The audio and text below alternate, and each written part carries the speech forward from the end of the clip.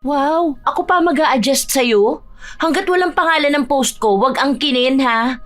Kung tingin mong ikaw yun, kasalanan mo na yun. Pati ba naman simpleng salita ko, matatamaan ka na? Idedemanda kita ng cyberbullying.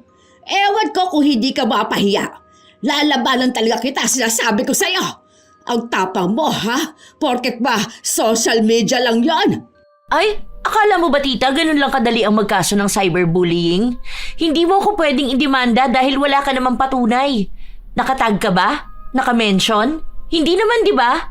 Alam mo kung sinong pwedeng kasuhan? Yang anak mo. Ang dami kong screenshot ng mga paninira niya sa akin. Nagpo-post pa siya ng picture ko na ine-edit niya, di ba? Baka kapag ako nagkaso sa inyo umiyak kayo dyan. May mga comment ka pa nga doon na sinasabi mong wala akong utang na loob. Sige nga po, pakilista ang mga utang ko. Ako kasi wala akong matandaan Pero kayo po, merong utang na loob sa amin. Hindi lang yan. Literal na utang, meron ka po. Bago mang away sana, bayad-bayad din. Sadya talagang may mga tao na nakikinig sa sabi-sabi ng iba. Ganon ang ugali ni Puring. Hindi muna niya inaalam kung totoo ba ang sinasabi ng nagsusumbong sa kanya o gawa-gawa lang na paninira. Dahil sa ganoong klase ng ugali, sasapitin niya ang sumpa na magpapahirap sa kanya. Ano kaya ang kahahantungan ng kanyang buhay? Makukuha niya kaya ang kapatawaran ng iba o magiging sanhi lang ito ng lalo niyang pagkalugmok? Menchi! Lumabas ka nga dyan! Menchi! Oh, bakit Ano nangyayari? Bakit napasugod ka rito? Hoy, ikaw, ayusin mo yung pinagsasabi mo tungkol sa akin, ha? Ano yung sinasabi sa akin ni Tia Norma na nakikikabit na lang ako ng kuryente sa inyo, tapos nagpapakabit din ako ng iba? Ha? Wala akong sinasabing ganyan, te. Hindi nga kami nag-uusap ni Tia Norma dahil nga nagtatampo sa akin nung hindi ko pinautang. Simula nun kahit magkasalubong kami, hindi na niya ako kinikibo. Oy! Ayusin mo yung pinapakalat mo tungkol sa akin, ha? Akala mo yata kung sino ka na. Magsasalita ka tungkol sa akin porket ba nakikikabit lang ako ng kuryente sa inyo. Ay sige, hintayin mo ako. Ha? Kapag nagpadala ng pera si Lita, magpapakabit agad kami para tanggalin mo na yan. Hindi na kumibo si Menchi. Hinayaan niya lang ang pinsan na magsalita ng kung ano-ano tungkol sa kanya. Ganun talaga ang ugali ni Puring. Kahit na sinong kapitbahay nilang nakakausap niya ay inaaway niya. Kahit pa man may utang na loob siya sa mga ito. Kahit nga ang kanilang mga kapitbahay ay nakakaaway niya, kaya kapag siya na ang nangangailangan, wala nang ibang handang tumulong sa kanya. Nang kinagabihan na yon, umuwi na ang panganay na anak ni Menchi. Halata ang pagod nito. Bago siya kumain, nagpahinga muna. Saka lang nalaman ni Fatima ang pagsugod ng kanyang tiyahin matapos magsabi ang kanyang kapatid. Wala na sanang balak ang ina na magsabi dahil alam niya ang ugali ng kanyang anak. Pero dahil madaldal ang kapatid ni Fatima, lahat ng nangyayari kapag wala siya ay nakakarating din sa kanya. Ang kapal naman ng mukha nun, ma. Bakit ikaw pa ang aawayin niya? Dapat siya ang inaway mo. Sabihin mo, nakikikabit na nga lang siya ng kuryente, siya pa ang magyayabang. Tingnan mo, mamayang madaling araw tatanggalan ko yan ng kuryente. Wag na. Hayaan mo na yun si Ate Puring. Ay hindi. Hindi pwede yung hayaan na yan. Tanda-tanda na niya nagpapaniwala pa siya sa mga kwento ng kamag-anak niyang tulad niyang tanga rin. Baka akala niya lahat ng tao kasing bait mo. Wala naman tayong mapapala kapag pinatulan natin sila. Sa mabilis siyang maniwala kapag may nagsasabi sa kanya Ilang taon na yan hindi pa magtanda. Para naman siyang bata na kapag nagsumbong na hindi kabate, hindi niya talaga kabate. Buisit Buti sana kung hindi siya nakikikabit sa atin ng kuryente. Saka totoo naman Tingnan mo mamaya kapag tinanggalan ko yan ng kuryente, mawawalan din yung kapitbahay nila. Wala akong pake kung may baby sa bahay nun. Sana dito sila sa bahay magsabi kung kailangan nila. Mamaya maging dahilan pa yan ng pagkasunog. Ay nako, nanggigigil talaga ako. Ang kapal ng pagmumuka. Tinotoo ni Fatima ang sinabi niya. Binunot niya ang saksakan na gamit ni Puring. Ang ginawa niya, sinira niya yon para kung susugod ang tiyahin niya, maipapakita niyang hindi magagamit ang saksakan. Nakita niya rin na walang kuryente ang isa nilang kapitbahay. Doon niya nalaman na 2 bahay pa ang nakikikabit kina Puring. Kundi ba naman makapalang mukha ng matandang to? Wala na nga silang kuryente tapos pinapakabit pa ang ibang bahay. Ang siste niyan, sa kanya nagbabayad yung 2 bahay. Tapos magbabayad siya sa amin ng 500 dahil electric fan lang gamit nila. Kaya pala sobrang taas ng kuryente namin ngayon. Ay naku, hindi ka talaga makakakabit sa amin. Kuryentehin pa kita dyan makita mo. Katulad ng kanyang inaasahan, nagpunta nga sa bahay nila ang tiyahin niya kahit na 10 oras na ng gabi. Ang kanyang ama ang kumausap dito. Bakas ang kakaunting galit sa boses ni Puring. Nagrereklamo ito dahil mainit daw sa bahay nila. Bakit sila biglang tinanggalan ng kuryente? Ako nag-alis niyan. Kumikislap-kislap kasi yan kanina. Natakot ako baka masunog tayo rito. Uso pa naman ngayon ng sunog dahil sa mga kabi-kabilang saksak. Extension yan. Tapos baka sa kanila may nakakabit pa ulit na extension. Naku, mahirap na masunugan. Damay-damay talaga lahat dito. Di wala ka ba lang konsiderasyon sa amin? Alam mo ang init ng panahon tapos tatanggalan mo kami ng kuryente. Anong gusto mo? Magpaypay kami gabi-gabi, ha? Lo, sinabi ko na nga na baka masunugan.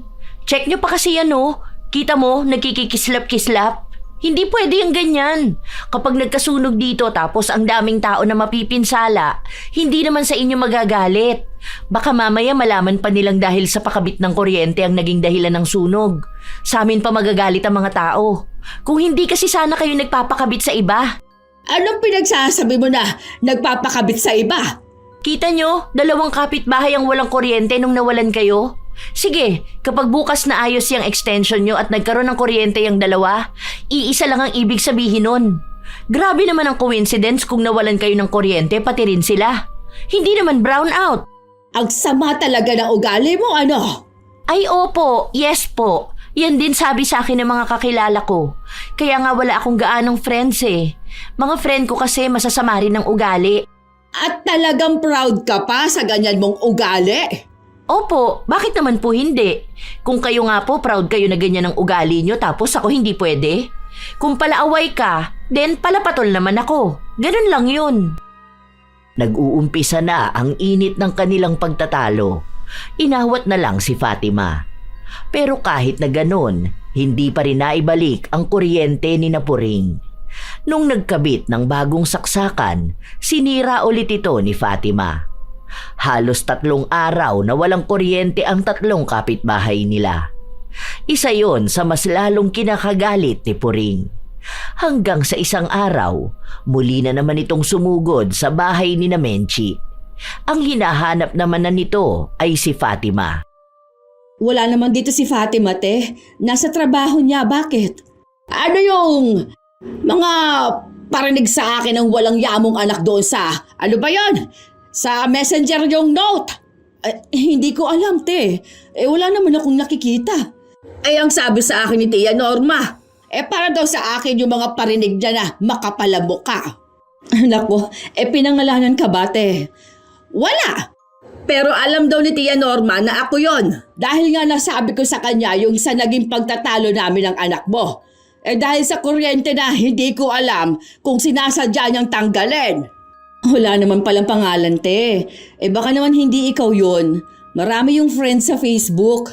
At pinagtatanggol mo pa yung anak mo. Kaya yan lumalaking sutel dahil kinukonsinti mo ang pagiging masama niyang tao. Hindi naman sa ganun, te. Alam ko naman na maldita si Fatima pero hindi naman siya masamang tao. Magkaiba yun, te.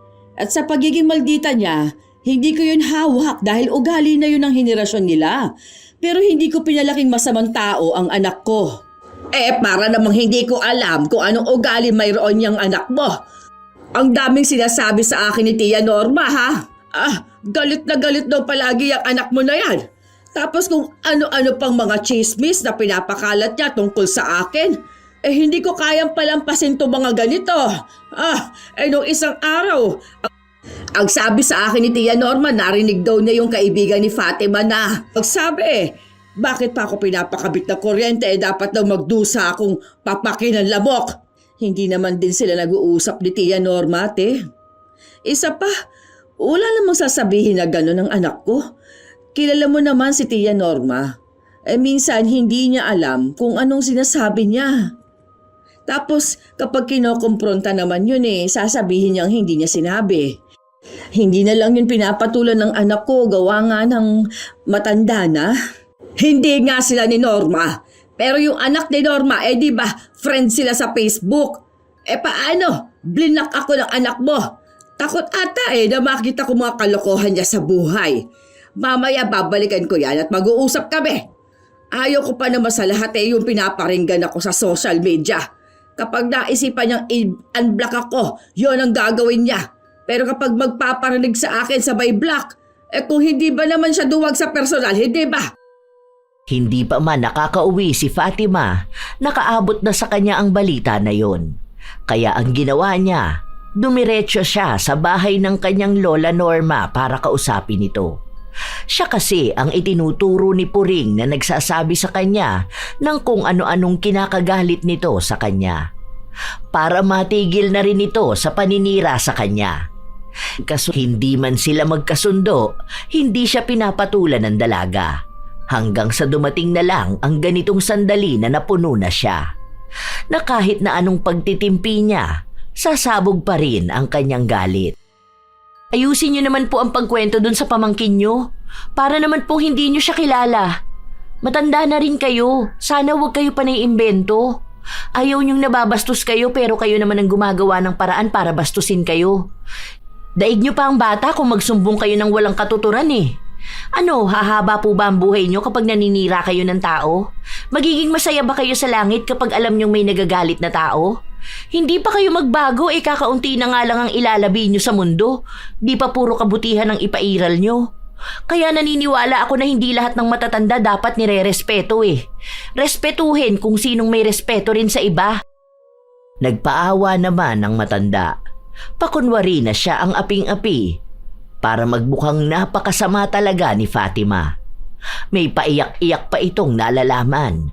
Dahil nga sa matanda na siya, iisipin ng mga nakakakita na walang modo si Fatima. Pero ilan naman sa mga kapitbahay nila, alam ang away nila. Iba sa kanila, kampi kay Fatima. Ang iba naman ay naiinis sa kanya dahil hindi siya naaawa sa matanda. Pero para sa dalaga, kung nais ng isang tao na galangin siya, bata man o matanda, dapat ay marunong din siyang gumalang ng iba. Ilang sandali lang din ay dumating si Puring. Sakto at natalo siya sa sugal, kaya ang galit niya ay kay Fatima niya nais na ibaling. Dahil silang dalawa naman talaga ang nagkakainitan simula pa nung una. Nagsumbong si Norma na para bang sinaktan siya ni Fatima at yun ang pinaniwalaan ni Puring. Kung hindi ka nga naman bastos, hindi ba? Sumasagot-sagot ka sa mas nakakatanda sa'yo. Kung ano-ano pang lumalabas dyan sa bibig mo. Palibas hindi ka pinagsasabihan ng mama mo. Hindi ho ako basta sumasagot lang. Pinaglalaban ko lang ang sarili ko. Nasanay siguro kayo sa mama ko na kapag inaaway nyo, siya pa ang magsosorry sa inyo. Hindi ako ang mama ko, ha? Kahit naputulin ko pa koneksyon natin, wala akong pakialam kung ganito lang naman ka-toxic ang angkan nyo.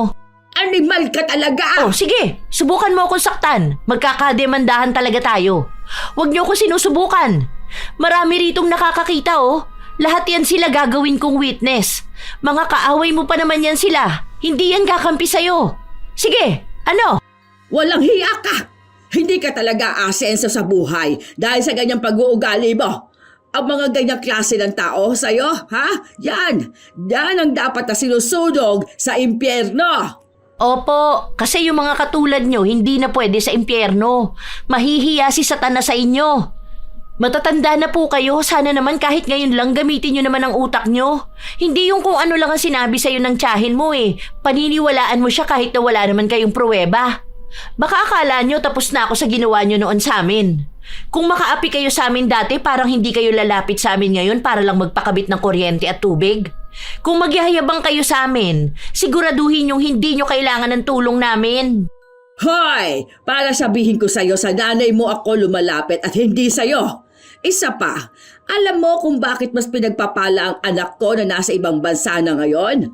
Dahil mabait yon at hindi katulad niyang pag-uugali mo. Sa lagay na yan may pinag-aralan ka pa, ha? Para saan pang naging magkakamag-anak at iisang lahi kung hindi naman magtutulungan? Wow! Ang galing naman po pala ng anak nyo. Bakit po kaya hindi niya kayo bigyan ng pera pampakabit ng kuryente? Hindi po ba kayo nahihiya na dumadayo pa kayo sa bahay para lang makikabit? Mayaman naman pala ang anak mo eh. Sobrang bait naman po pala po, di ba? Humingi po kayo ng tulong sa kanya, wag po sa amin na tinatawag niyong mga timawa noon. Ikukumpara mo pa ako sa pinsan ko. May anak ka pala sa abroad eh, bakit hindi ka matulungan? Ayusin niyo yung pag-uugali niyo, ha? Bastos na ako kung bastos. Pero hindi ako papayag na ulitin yung apihin ng pamilya namin. Akala niyo kung sino kayo? Nang aaway naman kayo kapag hindi nabigyan ng 20 pambili ng kape. Talagang inilabas ni Fatima ang mga hinaing niya. Marami pa yon. Hindi na niya kailangang isa-isahin dahil baka kung ano pang masabi niya sa mga kamag-anak niya. Pero kahit na may sagutan silang ganon, hindi pa rin tumitigil si Puring na humingi ng tulong sa ina ni Fatima. Sa kanila pa rin ito nakikikabit ng kuryente. Minsan pa, sa kanila rin nang hihingi ng pagkain para sa mga apo nitong kasama niya sa bahay. Kung mga bata naman ang usapan, nagbibigay naman si Fatima. Pero sadyang mainit talaga ang dugo niya sa kanilang tiyahin. Isang gabi pa, habang kumakain ng dalaga, mag-isa lang siya dahil anong oras na rin siya nakauwi galing sa trabaho. Pumasok sa loob ng kusina ang kanyang ina. Ma, kailan niyo puputulan ng kuryente yung magaling mong pinsan? Tagal na niyang nakakabit sa atin ah. Huwag ka namang ganyan, anak. Hindi ko pa alam kasi ang sabi sa akin ni Ate Puring na hindi na raw nagpapadala yung anak niya. Si ate mo nga, Lita, dahil nagtalo silang dalawa. Naaawa naman ako at andyan sa bahay nila yung mga apo niya. Naniwala ka naman sa paawa niya sa'yo, ma? Andyan yung anak ni Ate Lita tapos hindi siya bibigyan ng pera? Lagi naman ganyan ang sinasabi niya. Imposible naman yun na walang allowance yung bata. Siya papapayag? Kaya nga hindi niya maibigay doon sa tatay eh. Dahil iniisip niya na baka wala siyang makuhang pera. Sus! Kilala ko yan. Pero nangako nga siya na baka sa susunod na buwan magpapakabit na sila ng kuryente. Huwag mo namang tanggalan kapag madaling araw na. May mga bata sa bahay nila. Ang lamok pa naman ngayon. Tapos uso pa ang dengue. Nakiusap naman sa akin kaya okay na yun. May dagdag naman din silang bayad. Yung 2 kapitbahay na pinapakabit niya, baka naman sa kanya na naman nakakabit yun ha? Solo na naman niya bayad ng kuryente nila tapos tayo ang baon dahil biglang taas ng bill natin. Hindi na sa kanya nakikikabit. Alam ko dyan na kay Kulot. Sinabi na rin nila sa akin. Nagsorry sila kasi ang akala nila ibinibigay din sa akin ni Ate Puring yung binabayad nila. Nahihiya raw kasi silang magsabi sa akin na makikikabit sila. Siya kasi Ate Puring daw ang nag-alok sa kanila. Nako ma, siguraduhin lang nila ha. Dahil kapag ako nainis na naman, pare-parehas na naman silang walang kuryente. Para namang hindi nila ako kilala. Kapag talaga ako tinopak, nako sinasabi ko sa kanila. Huwag ka magtatanim ng sama ng loob sa kanila. Saka magkakamag-anak tayo. Sino ba naman ang magtutulungan, hindi ba? Iisang dugo lang ang nananalaytay sa atin. Minsan talagang darating ang hindi pagkakaunawaan pero hindi naman ibig sabihin nun na makakalimutan na rin natin ang pagiging magkakamag-anak. Ay, kamag-anak niyo pala sila ma? Sa pagkakatanda ko nung walang-wala tayo, ni hindi nga sila tumulong sa atin. Well, okay lang naman yun dahil hindi naman talaga natin dapat iasa sa kanila ang buhay natin. Pero ang dami nilang atraso na hindi ko makakalimutan. Yang tiya Norma nyo, naaalala ko ginawa niyan sa inyo dati. Ang dami niyang inutos sa'yo tapos pinabenta niya sa'yo yung dati nilang bahay. Tapos uutang ka lang ng 5K para pambayad ng kuryente nung naputulan tayo. Nagawa rin nila dahil halos ilang buwan silang nakakabit sa atin. Tapos hindi nagbabayad. Anong ginawa niya sa'yo? Pinagtawanan ka tapos kung ano-anong masasakit na salitang sinabi niya. Sobrang sama ng ugali ng matanda na yun eh. Hindi na nagbago hanggang ngayon. Ayan, nakarma tuloy siya.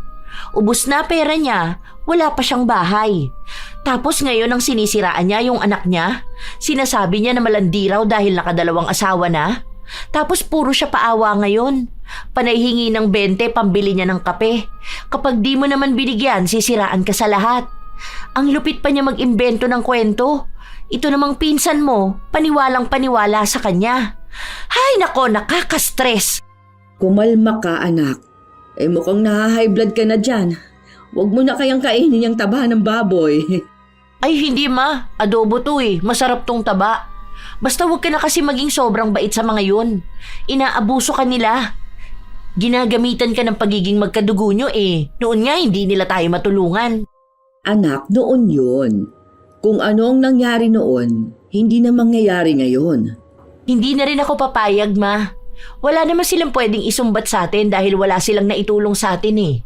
Hindi rin ako papaapi sa kanila no. Subukan lang talaga nila. Matapang na ako ngayon dahil mas may ipagmamalaki na ako. Magtunog na ako mayabang, wala akong pakialam. Kahit na anong sabihin ni Fatima sa kanyang ina para layuan ang mga kamag-anak nila, hindi ito nakikinig sa kanya. Isang lapit lang ng mga ito kay Menchi. Nagbibigay agad siya kapag meron siya. Minsan ay itinatago sa kanyang anak ang pagtulong niya, lalo pat manggagalaiti talaga sa galit si Fatima. Isang araw, wala ang dalaga dahil nasa trabaho ito. Mag-isa lang din si Menchi sa kanilang bahay, kaya nang pumunta si Puring, siya lang ang nakausap nito. Ay sige na, may kalakihan naman tong bahay nyo. Hindi naman pwedeng sumiksik sa bahay yung anak kong yun. Kasi nga magugulo yung mga bata. Baka mahirapan yun sa pag-aaral niya. Nag-review pa naman yun para sa exam nila. Hindi ko pa alam, te. Kailangan ko pang kausapin ang asawa ko at si Fatima. Wala na kasing bukod na kwarto rito sa bahay. Yung isa na yan, lagayan niya ng mga gamit ni Fatima. May collection kasi yan ng K-pop. Tapos yung sa mga drawing niya. Yes! Wala naman palang kwenta yung mga nakalagay sa kwartong yan. Bakit hindi nalang ipaubaya sa anak ko, hindi ba? Pamangkin mo naman yun. Tsaka pinsan naman yun ni Fatima. Kung walang pwesto sa kwarto niya yung mga basura na ganon, bakit hindi nalang niya itapon, hindi ba? Ano ba namang magagawa niya mga Koreano na yan? Kaunting tulong lang naman ang hinihiling ko sa inyo. Bakit nga ba dito sa amin mo pinapakiusap ang bunso mo? Di ba nakatira yun doon sa bahay ng ate niya? Yun na nga ang problema eh. Nakaaway ko nga itong anak ko kahapon. Paano? Nangihingi nga ako ng pera, ayaw akong bigyan. Tapos ayun, pinagalitan ko. Pati kapatid niya nadamay na rin. Ewan ko pa sa bata na yun. Alam mo naman ugali nun. Sutil. Katulad niyang si Fatima mo. Kaya silang nagkakasundo noon eh. Bahay naman din to ng lola natin, hindi ba?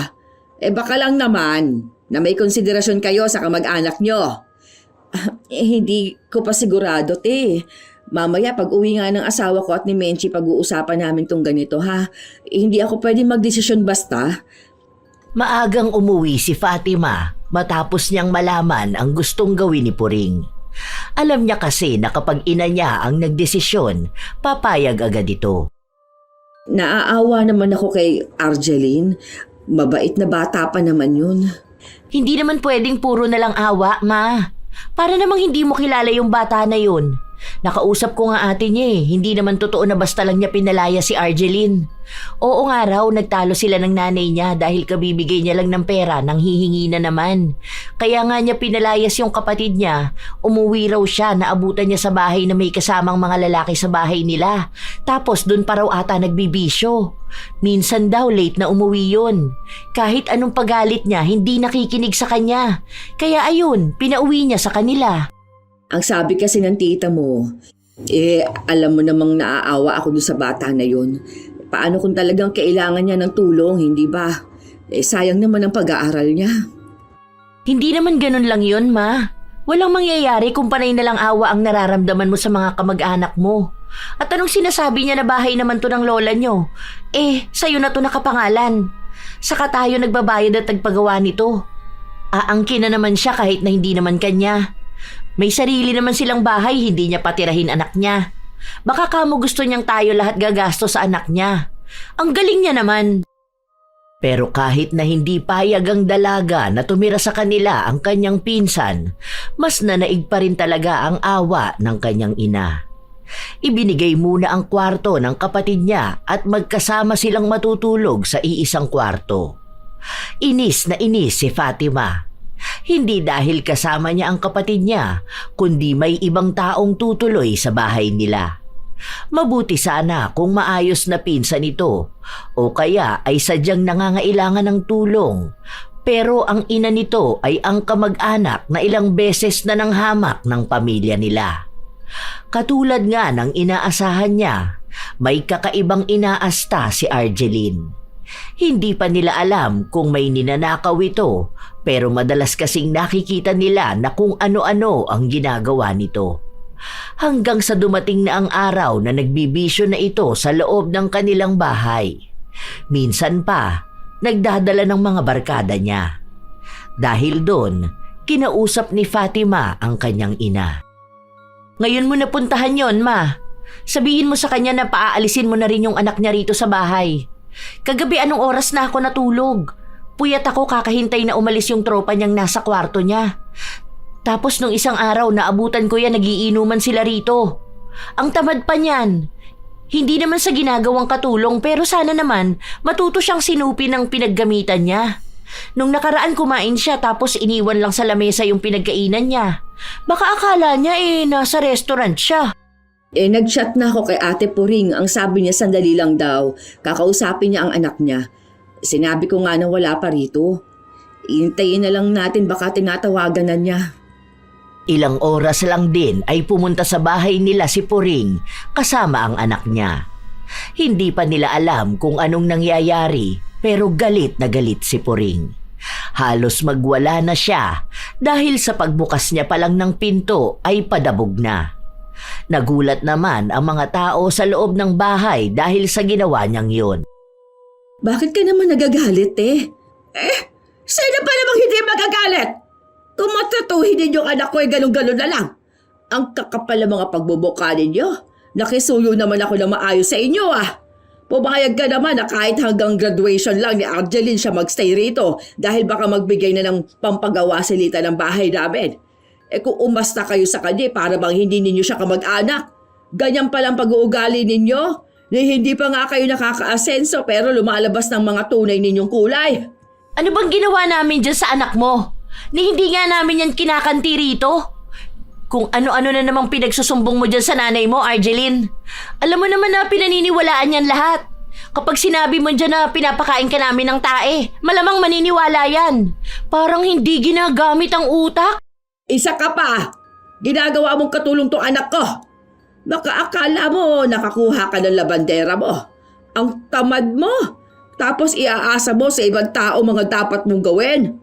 Nakikituloy siya sa inyo dahil nag-aaral siya, hindi para pagsilbihan ng walang hiyang tulad mo. Ay, excuse me. Automatic ang washing machine namin para sabihin ko sa inyo. Nakikigamit yung anak mo ng gamit namin sa bahay. Bakit hindi mo sabihin dyan sa nanay mo, ha, Argeline? Ang kapal ng mukha nyo. Nakikisuyo na nga lang kayo makitira dito, hindi pa makisama. Ayoko na ng kung ano-anong diskusyonan. Lumayas ka rito sa bahay. Kinausap kita ng maayos tapos masama ang ikukwento mo dyan sa nanay mo. Kita mo na! Kung makapagpalayas ka sa anak ko, ikala mo bahay mo to. Matanda ka na nga. Dapat lumilipat ka na ng bahay mo. Dapat ka hindi ka na nakikisiksik sa pamilya mo Ikaw ang bumukod ng bahay. Ano? Wala ka bang pambili ng sarili mong bahay, ha? Ang yabang mo? Wala ka naman palang pera. Hindi rin naman sa'yo to, di ba? Baka akala mo bahay nyo to. Bahay to ng lola nyo na nakapangalan na kay mama. Pinaayos ko tong bahay na to gamit ang pera ko.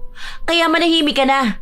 At yung gamit mong kuryente na galing sa amin, ako rin ang nagbabayad nun. Huwag mo nga akong gamitan yung pagiging kamag-anak na yan. Wala akong kamag-anak na gaya nyo. Galit na galit si Fatima. Maging si Puring ay hindi rin nagpapaawat.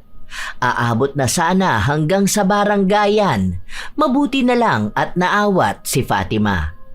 Sadyang palaban ng dalaga dahil hindi rin siya papayag na baka karinig ng pangit na salita. Simula ngayon, hindi na kayo makikikabit ng kuryente sa amin, ha?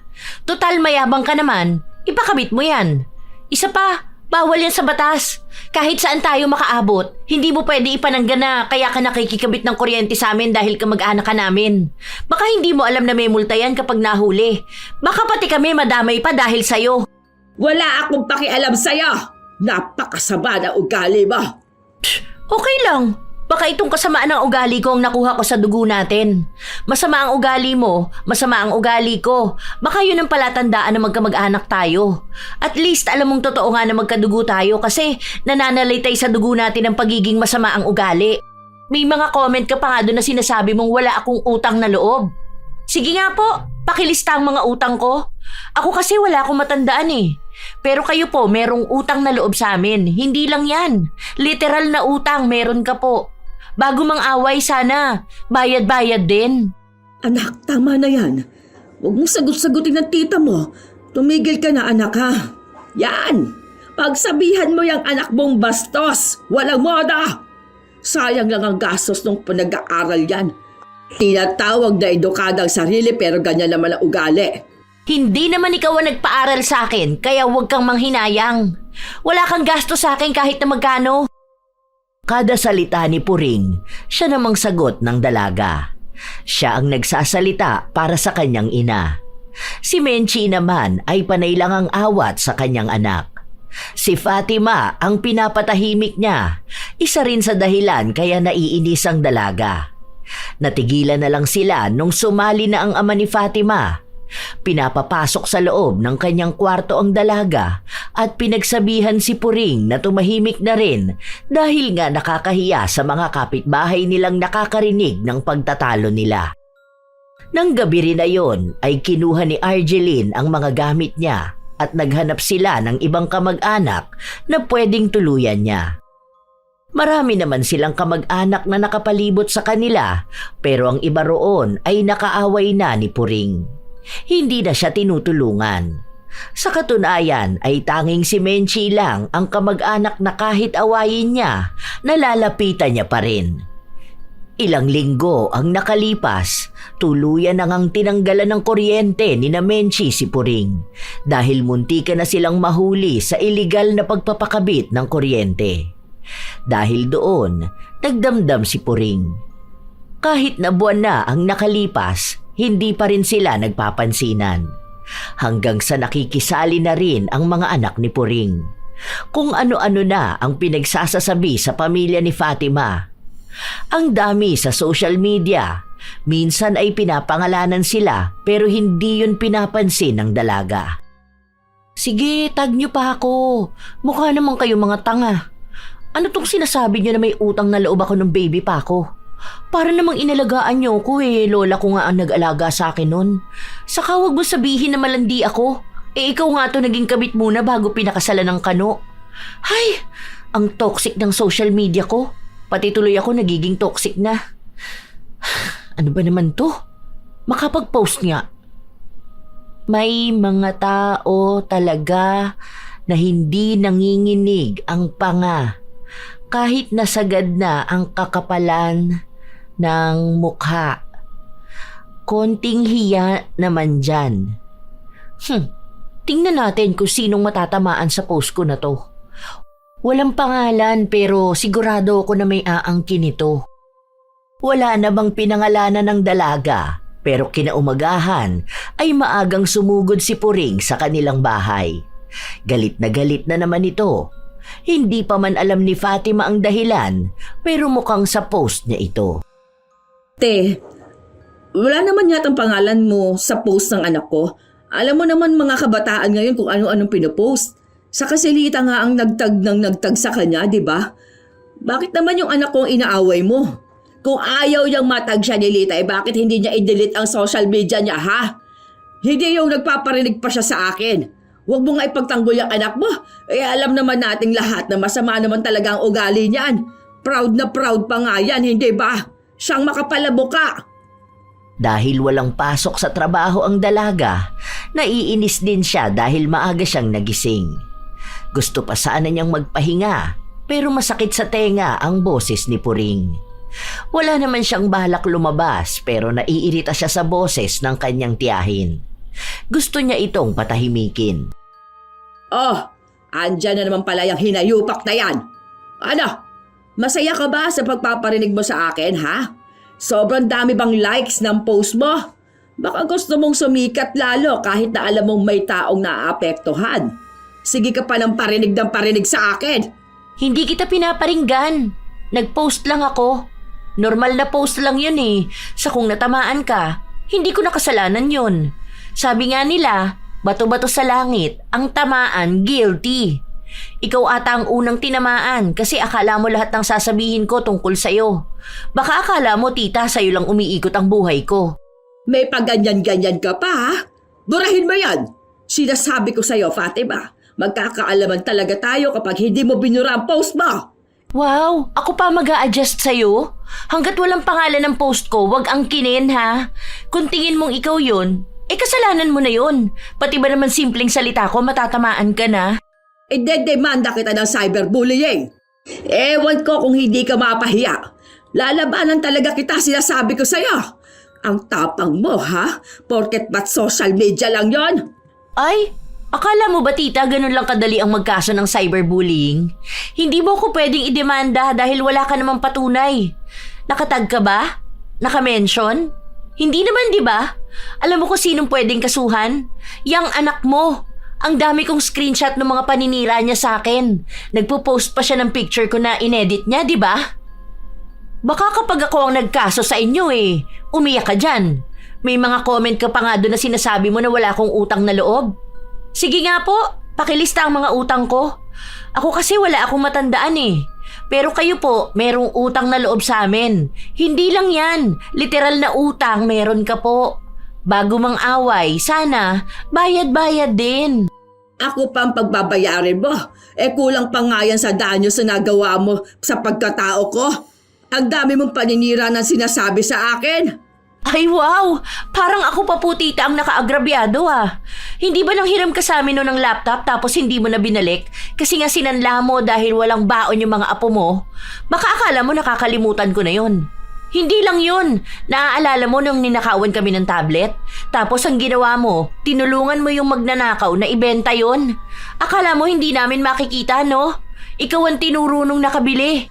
Hindi ka ba makamove on, ha? Ang tagal-tagal na nun pabalik-balik ka sa issue. Ilang taon na yan? Nagpatawad na nga ako, tita.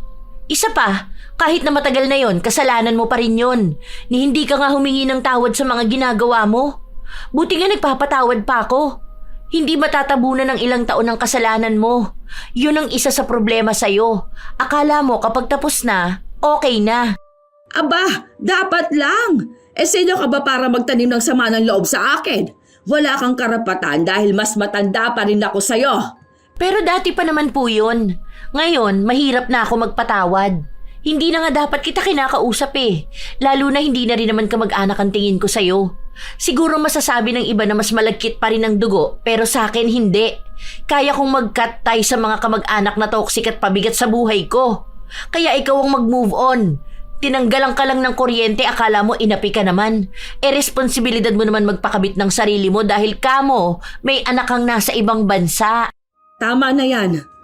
Baka kung saan na naman umabot ang usapan na to Tepuring naman. Alam kong meron kayong hindi pagkakaunawaan ng anak ko pero sana naman wag mong bigyan ng ibig sabihin yung mga galaw niya. Nung nakaraan nag-post lang siya ng picture ng pagkain tapos sumugod ka rito dahil ang sabi sa'yo ni Tia Norma, iniinggit ka raw ng anak ko. Wala na mo nakasulat doon. Post lang mismo ng pagkain. Nung tinanong kita kung sino nagsabi kay Tia Norma, hindi niyo naman masagot.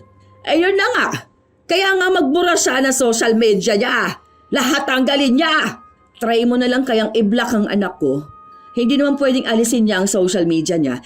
Kasi doon lang din naman niya nakakausap ang iba niyang kamag-anak sa mga kaibigan. Saka sa panahon ngayon, marami nagagawa ang social media lalo na sa generation nila. Para ano? Para hindi ko makita mga pagpaparinig niya sa akin? Kung gusto niyang wala akong makita, wag siyang mag-post o kaya i-delete niya. Ganun lang naman yung kasimple. Siya nga ang nagpapaka-toxic sa social media. Hindi na lang nagsalita si Menchi. Sanay kasi si Puring na siya ang huling nagsasalita.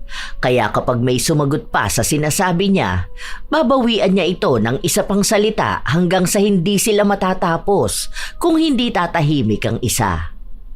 Magiging malala lang din ang awayan dahil minsan kapag galit na galit talaga si Puring, nakakapanakit siya ng iba. Nang umalis na rin ito, saka naman pinagsabihan ni Menchie ang kanyang anak na bakas pa rin ang gigil sa tiyahin niya. Huwag mo na rin pagpapatulan ng mga yon. Wala ka rin namang mahihita sa kanila kapag inaway mo. Sana, tuwing mga away siya ng walang katuturan, manginig ang panga niya. Nakakainis eh. Para naman madala siya. Sa ilan pang mga araw na nakalipas, hindi pa rin tumitigil ang mga anak ni Puring na siraan ng dalaga sa social media. Hindi naman din kasi umaawat si Puring. Sa halip ay panay din ang kanyang comment ng kung ano-anong paninira. May nakita pa nga ang dalaga na comment niyang kung magiging mayaman man si Puring, si Fatima ang una niyang ipapapatay. Sinabi rin niya na mura lang naman daw ang ibabayad niya para patahimikin ang dalaga. Kahit na alam ni Fatima na hindi yayaman si Puring, nakakatakot pa rin ito lalo na't may pagbabanta sa buhay. Dahil doon, nireport ng dalaga ang comment na yon. Baliw na ata talaga to. Hindi niya alam na maraming tao ang makakakita ng comment na yon. Kahit ilang taon pa yung lumipas, paano kung magkataon na may makahanap nung sinabi niya? Ang lala ng digital footprint niya may pagbabanta pa sa buhay ko. Kakatakot. Hindi man lang kinikilabutan sa mga pinagsasasabi niya online. Ang dali lang ma-screenshot nun. Kapag nagkaroon ng kaso, iiyak-iyak naman dahil walang pambayad sa abogado. Makikiusap tapos dadaanin na naman sa magkamag-anak dapat hindi nagkakasiraan. Pero siya naman tong mapanira na tao. Napapailing na lang ang dalaga sa ginagawa ng kanyang tiyahin. Ang buong akala niya ay wala nang dahilan si Puring para sugurin siya at awayin dahil hindi na siya nagpapapatol sa social media. Pero mukhang maraming paraan si Puring para makahanap ng pag-aawayan nilang dalawa. Kinabukasan, pag-uwi ng dalaga, halata ang pagod sa kanyang muka pero naabutan niya ang kanyang tiyahin na nag-aabang sa bahay nila. Mukhang galit na naman ito. Hindi naman alam ni Fatima kung ano na naman ang dahilan. Hindi po ba kayo napapagod sa ginagawa niyo? Tingnan mo nga hingal na hingal ka na dyan dahil sa galit mo. Ano na naman ang sasabihin mo sa akin? Kasi kung wala naman niyang katuturan, huwag niyo nang sabihin. Wala akong post na kahit ano. Wala akong kamag-anak na kinakausap tungkol sa'yo. Nananahimik na ako. Utang na loob naman. Pagod na ako buong maghapon. Buti pa kayo walang trabaho at ang dami niyong time ang away. Hindi talaga ako titigil na awayin ka. Paano'y walang hiya ka? Restricted ang Facebook ko dahil sa'yo. Buwisit kang babae ka. Binibigyan mo talaga ako palagi ng dahilan para magalit sa'yo. Ha? Pati ba naman yan kasalanan ko? Ano namang kinalaman ko sa account mo? Ni hindi ko nga alam ang password nun. Account mo yun. Kung anong mangyayari doon, kasalanan mo. Hindi kasalanan ng ibang tao. Sabi sa akin ni Argeline, baka raw inireport mo ako kaya ganyan. Ikaw talaga ang may pakana ng mga ganitong nangyayari sa akin eh. Eh yun ang nga lang ang kasiyahan ko tapos gusto mo pang ipagkait sa akin? Ganyan ka na ba talaga kasakim na tao ha, Fatima? Tita, huwag ka pong umasta na aping-api ka po ha. Hindi ko alam kung anong ginagawa mo sa account mo.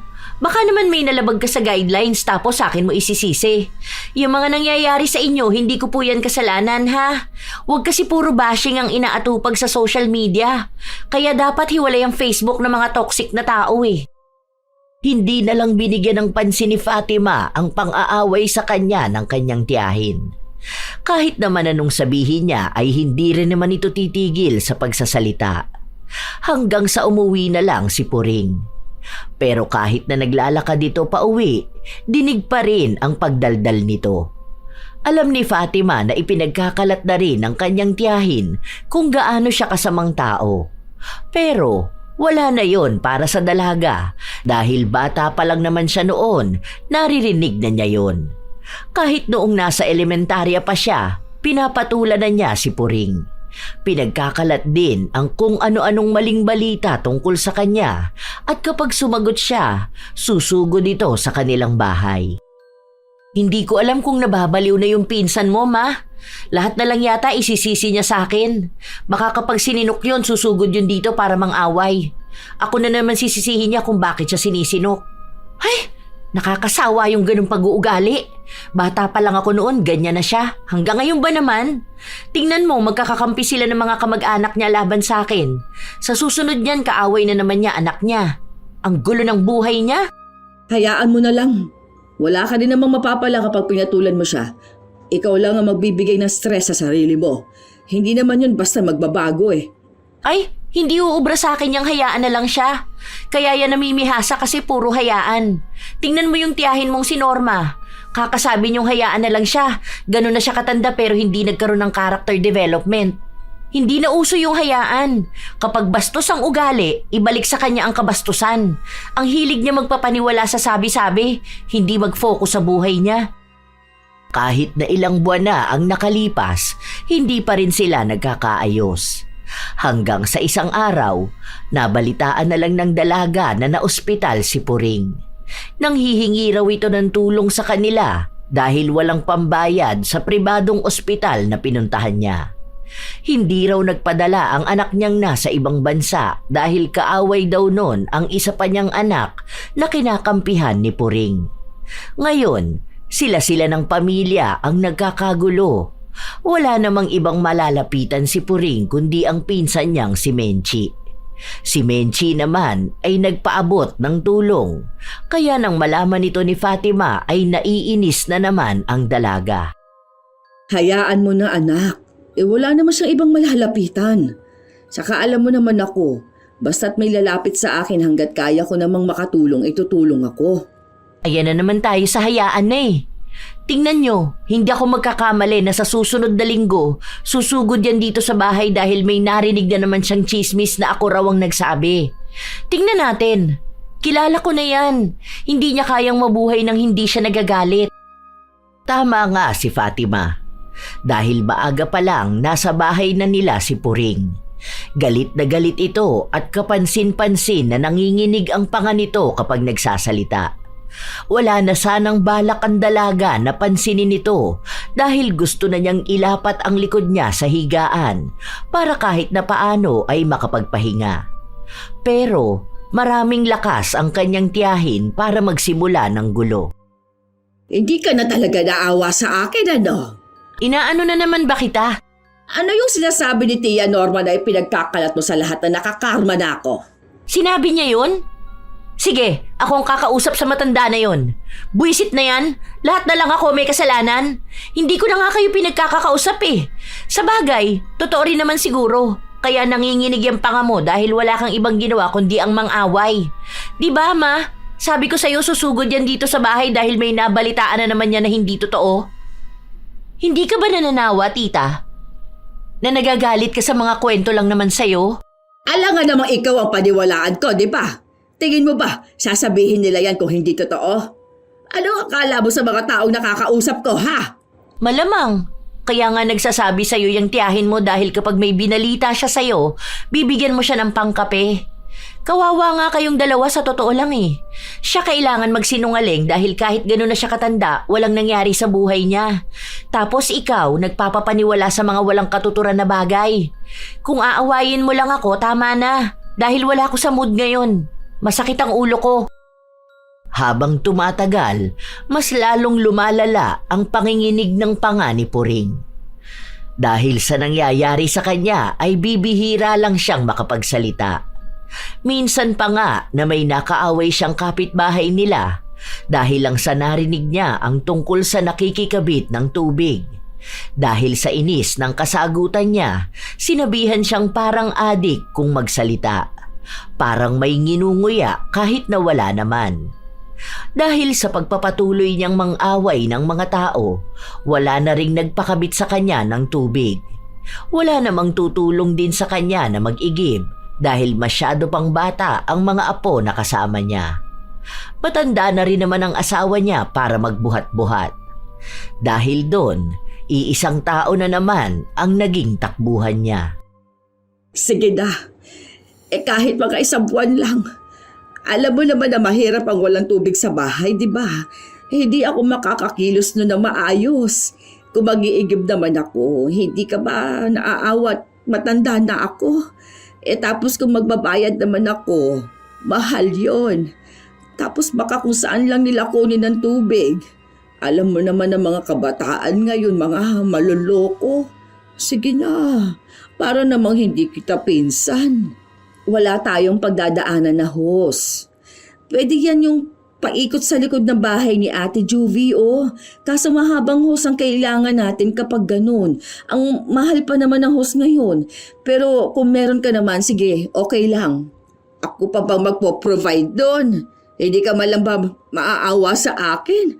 Ganito na nga ako, nangangayayat na nga rin ako dahil hindi ako masyadong makakain. Ang sakit kaya ng panga ko. Akala mo ba simple lang to? Pasalamat ka na lang at hindi sa'yo nangyari tong ganito. Bisan nga nagigising ako na madaling araw kasi kumikirot ang panga ko. Tapos isa pa sa problema ko yung mga apo ko. Hindi ko gaanong maasikaso. Para ka namang hindi ka mag-anak niyan gagaya ka rin doon sa mga kamag-anak natin na hindi na nakakakilala at kung umastay akala mo kung sino sila. Alam mo naman na wala akong pinagkakakitaan, te. Wala naman akong trabaho Yung pera ko, bigay lang naman yun ni Fatima. Tapos madalas binibili ko yun ng gamit dito sa bahay. Tapos baon ng mga bata. Yung pera na lang ng anak mo. Para saan ba naman yung tutulong ka sa akin, di ba? Baka naman makonsensya ka nan kapag wala na ako, ha? Aanhin pang damo kung patay ng kabayo, ika nga, di ba? Alam ko naman na may pagtatalo kami ng anak mo. Bastos naman kasi yun. Pero sigurado namang hindi yun magiging dahilan para hindi mo ako tulungan, hindi ba? Magpinsan tayo. Nadala na naman si Menchi sa mga paawa sa kanya ng pinsan. Inilihim niya sa kanyang anak ang pagpapakabit ng tubig kay Puring at maging ang paggastos niya para bumili ng hose. Ilang buwan ang nakalipas, hindi pa rin pinapaalis ni Puring ang pagpapakabit niya ng tubig. Hindi pa rin yun napapansin ng dalaga dahil ang dami niyang ginagawa sa trabaho.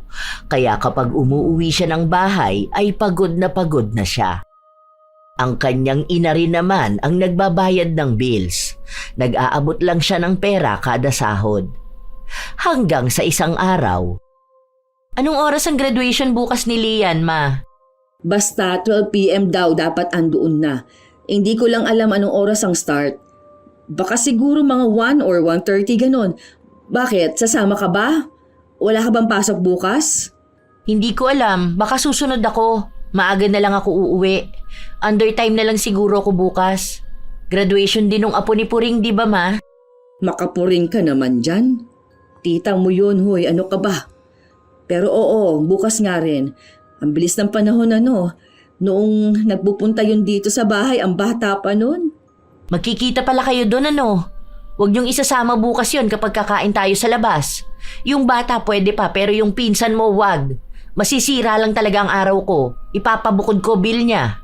Malamang yung anak no na nasa abroad magpapadala sa kanya. Pagkatapos nilang magsiraan sa social media, ayun, bati na sila ngayon. Mga baliw Hanggang sa kinabukasan, naging abala pa rin ang dalaga. Pero katulad nga ng kanyang pangako, sumunod naman siya. Sakto natapos na ang graduation at umaalis na ang mga tao. Hinahanap ni Fatima ang kanyang ina nang makita niyang tila sinisigawan nito ni Puring. Dinuduro-duro niya pa. Dahil doon ay galit na nagtungo roon si Fatima. Ano bang ginagawa mo? Wala ka na talagang hiya, Pati ba naman sa ganitong lugar? Aba, kayong walang hiya!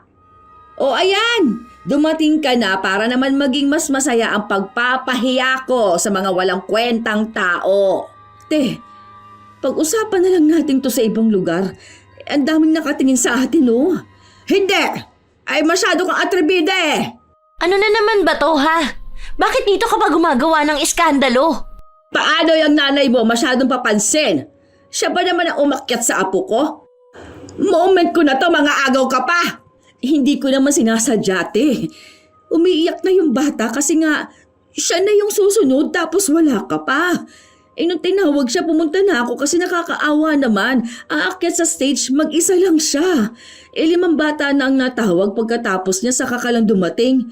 Hindi ko naman alam na nasa banyo ka pala noon. Oh, yun naman pala eh. Kasalanan mo naman pala tapos sa ibang tao mo isisisi. Anong gusto mo? Umiyak yung apo mo dun sa stage? Baka akala mo ganun ka kaimportante sa lahat ng tao rito para ihinto nila ang graduation hanggang sa dumating ka. Mga away ka pa, hindi ka nalang magpasalamat. Wala talaga sa hulog yung pag-uugali mo. Kami ang ipapahiya mo eh. Ngayon pa lang alam na ng mga nakakarinig sa atin kung anong mali mo. Huwag mo akong pinagsasalitaan ng ganyan, buisit ka! Ano na namang ipagyayabang mo sa akin ngayon? Na nakikikabit na naman ako ng tubig sa inyo, ha? Wala kayong karapatan namang agaw ng moment ko. Apo ko yun eh. Bakit? Hindi ba nila mahihintay kahit saglit, ha? Nagbanyo lang ako dahil ihina ako eh. Ang sabihin mo kamo, yang nanay mo, gusto na palaging siya ang bida. Pati ba naman apo ko sasamahan niya sa stage? Una, hindi ko alam na nakikikabit ka sa amin ng tubig. Yun naman pala eh, ikaw ang may kailangan sa amin, hindi kami. Dahil sinabi mo yan, bukas na bukas wala ka ng tubig. Huwag mong inaaway ang mama ko ha. Kung noon kaya nyo siyang ipahiya, hindi na ngayon. Wala ka ipagmamalaki sa akin dahil ikaw ang nakikinabang sa amin. Kung hayop ako, mas hayop ka. Ang kapal talaga ng pagmumukha mo. Ganyan na nga ang nangyayari sa'yo, hindi mo pa rin inaayos ang pag-uugali mo. Masamang tao na ako sa pagsagot ko sa nakatatanda pero sa totoo lang, kasi hindi naman lahat ng nakatatanda dapat talagang ginagalang eh. Mukhang sa edad mong yan, ngayon ka dapat tinuturuan ng leksyon. Nagmamalasakit na lang sa apo mo, magagalit ka pa. Kung aakyat yan mag-isa sa stage, baka dalhin niya yung lungkot ng graduation niya hanggang sa paglaki niya. Dahil sino ba naman bata ang gugustuhin umakyat mag-isa sa stage? Palibasa wala kang alam. Simula ngayon, wag ka na lalapit sa amin at hihingi ng tulong ha. Kaya mo na yung sarili mo. Umalis na rin agad sila dahil sa kahihiyan ng pag-ieskandalo ni Puring. Hindi lang doon natapos ang lahat dahil maingay na naman si Puring sa social media. Kung ano-ano na namang mga pinagsasabi niya. Lahat yon ay may kinalaman sa pagiging masamang ugali ni Fatima. Isang hapon, habang nasa kwarto ang dalaga, nagbabasa siya ng mga post ng kanyang tiyahin. Huwag kang makipagkaibigan sa taong magagalitin, ni sumama sa taong madaling magalit. Baka matuto ka ng kanyang mga daan at maging patibong ito sa iyong kaluluwa. Ay wow, ibang klase. May pa-Bible verse pa talaga siya. Pagkatapos nito, may post naman ng paninira sa akin na masama ang ugali ko. Ayan, kaya nare-restrict ang account mo eh, kung ano-anong kalokohan niyang pinaggagawa mo. Hay nako, kailan kaya magbabago to? O ang tanong, kung magbabago pa ba siya? Hinayaan na lang ng dalaga ang kanyang tiyahin na magwala sa social media. Hanggang sa nabalitaan niya na nahack raw ang account nito. At sa inaasahan nga niya, sa kanya na naman isinisi. Pinagbibintangan na siya ang gumawa nun. Natatawa na lang ako kay tita. Ano ba naman yan? Sa akin pa talaga sinisi. Malamang kung ano-anong pinakiklik niya. Account niya yon. Malamang siya lang nakakaalam ng ginagawa niya doon. Mukha ba akong hacker? Ni wala nga akong gaanong alam sa technologies na yan.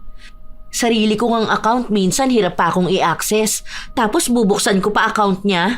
Ang sabi nga niya sa akin, may nag-send daw ng link sa kanya tungkol daw ata sa magbibigay ng 100k ang Jollibee.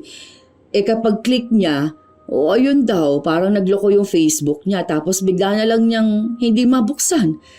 Nung nabuksan na niya, kung ano-ano na raw post niya at pinagsisend sa mga FB friends niya. Oh, yun naman pala. Siya naman na may kasalanan nun. Buti wala ako kanina, baka nag-away na naman kaming dalawa. Diba? Sabi na ang bilis niya magpapaniwala sa mga nakikita at naririnig niya eh. Kaya kapag sinabi sa kanyang magbibigay ng 100k si SpongeBob, maniniwala talaga siya. Tapos kapag na-scam siya, sa akin niya isisisi.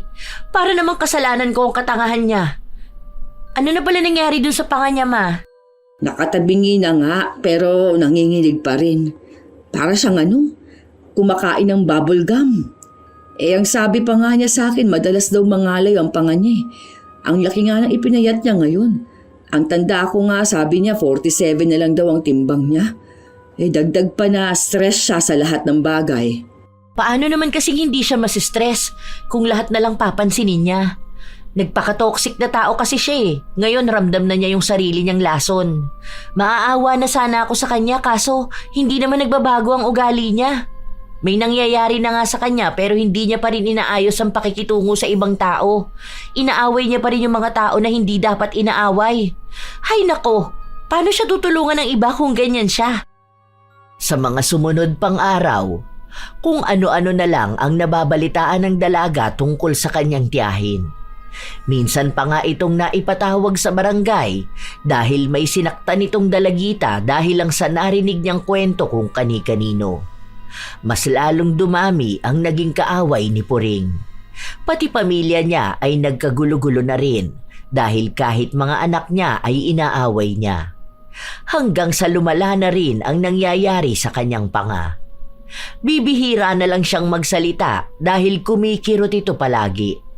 Kahit nadalhin siya sa ospital, walang ibang paraan para gumaling siya. Dahil hindi naman natitigil ng mga gamot na iniinom niya ang panginginig ng kanyang panga. Mas lalo lang nakakaapekto sa katawan niya ang mga gamot. Nakakasama pa nga sa kanyang kalusugan. Hanggang sa lumapit ulit si Puring. Pero sa pagkakataon na ito, ay si Fatima na ang hiningian niya ng tulong. Esensya ka na, pamangkin.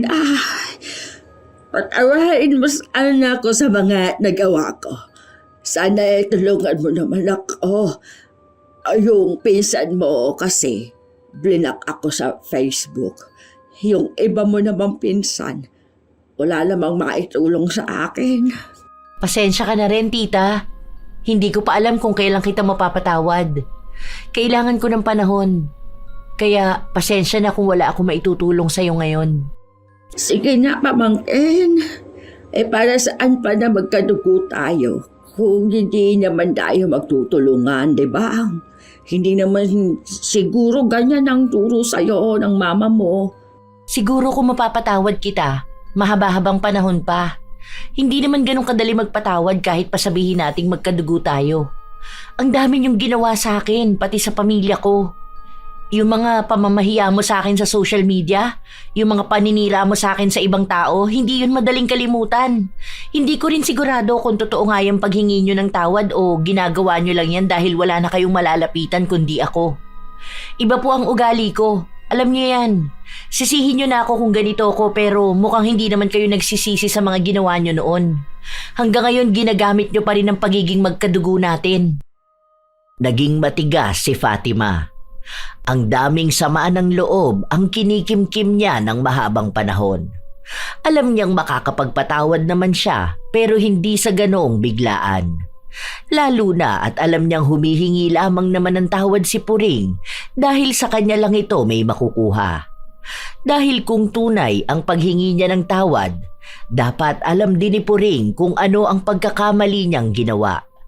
Hindi niya pwedeng gamitin na lang palagi ang salitang kamag-anak.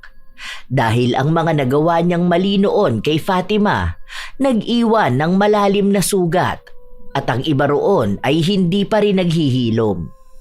Kung kailangan ni Puring ng tulong, kailangan din ni Fatima ng panahon para maghilom. Ilang linggo pa ang nakalipas, nabalitaan na lang nila na malala na ang nangyayari kay Puring.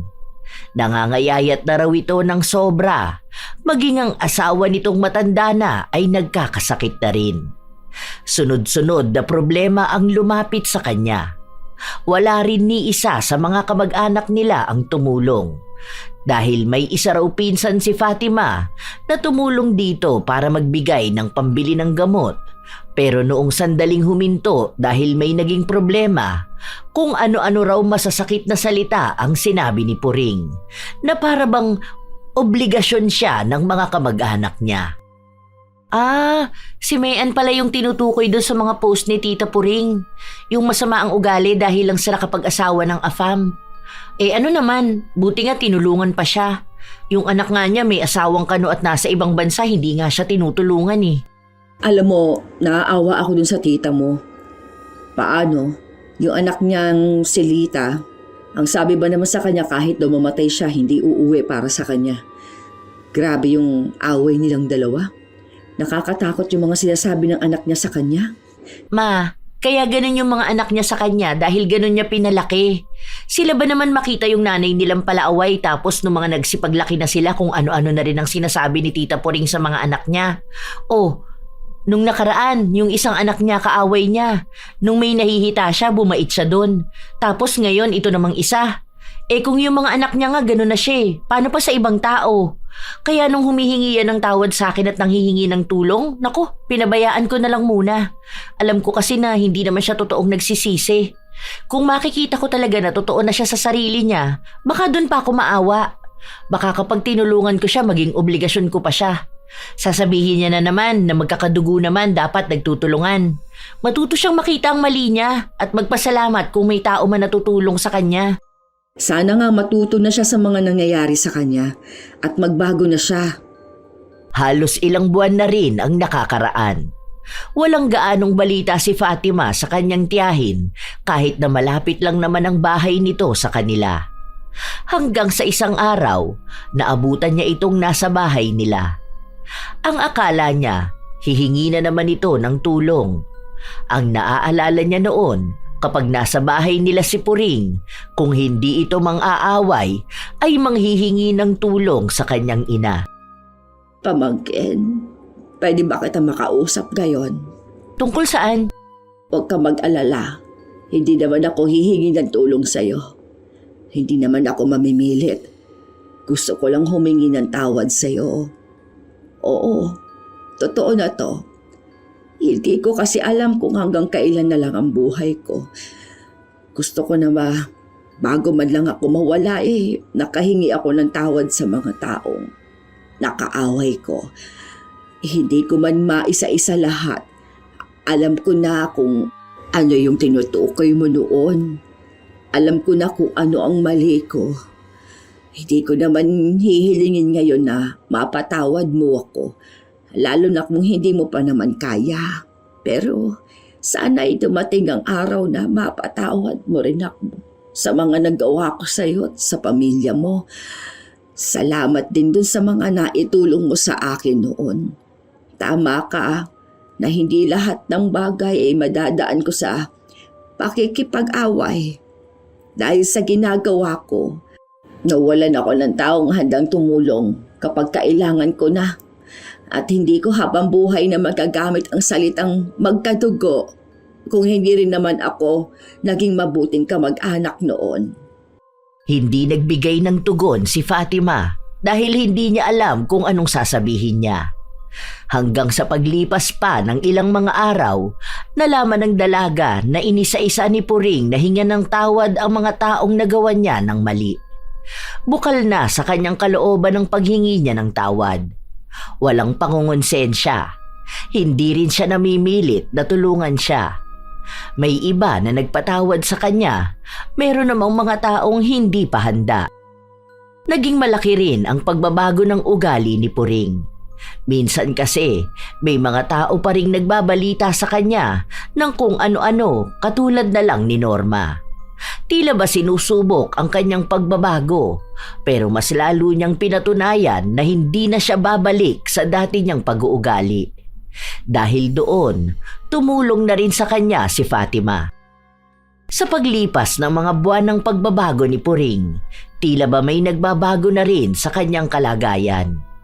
Lumulusog na ulit siya, pero hindi pa rin natatanggal ang panginginig ng kanyang panga.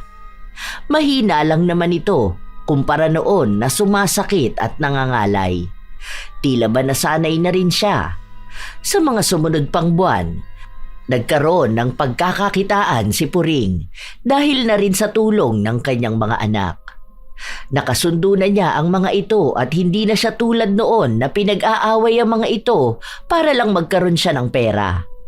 Dahil kumikita na siya, hindi na siya umaasa sa ibang tao. Isang gabi, nagpunta si Fatima sa pwesto niya kung saan siya nagbebenta ng barbecue. Pwede bang utang tong isaw, tita? Pwede naman, kunin mo na yan ng walang bayad. Tapos, kapag nag-away tayo, isusumbat ko na lang sa'yo, ha? Grabe, tita. Kung isusumbat mo naman pala sa akin, dadamihan ko na kukunin ko. Sige, para maraming sumbat. Pero ang galing nito, tita. Ang lakas ng benta nyo rito.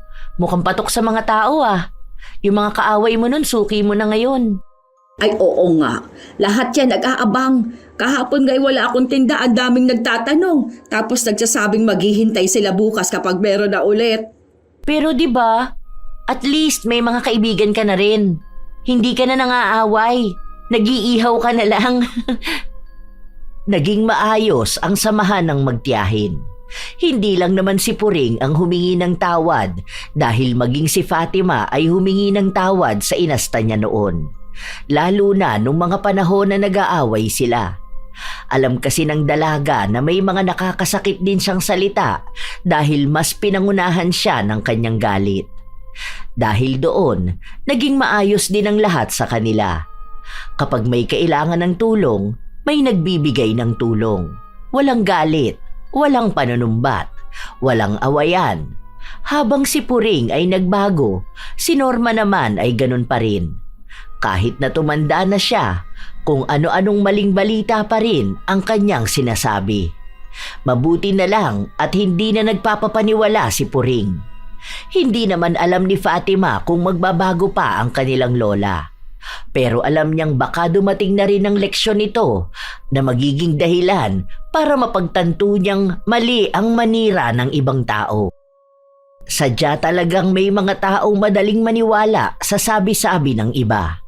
Kahit walang sapat na ebidensya o malinaw na dahilan, basta may narinig silang kwento, agad nilang pinaniniwalaan. Minsan pa nga'y dinadagdagan para mas lalong lumaki ang gulo. Sa halip na alamin muna ang totoo, inuuna nila ang paghusga, ang magalit at ang pagpapakalat ng maling akala. Ang ganitong ugali ay madalas nakikita sa mga taong palaaway o mapag-init ng ulo. Walang pag-unawa, hindi handang pakinggan ang dalawang panig dahil mas pinaniniwalaan ang unang tao na magsasabi sa kanila at aawayin bigla ang nasa kwento. Handa silang makipag-away sa kahit na sino, maging sa mga taong hinihingian naman nila ng tulong.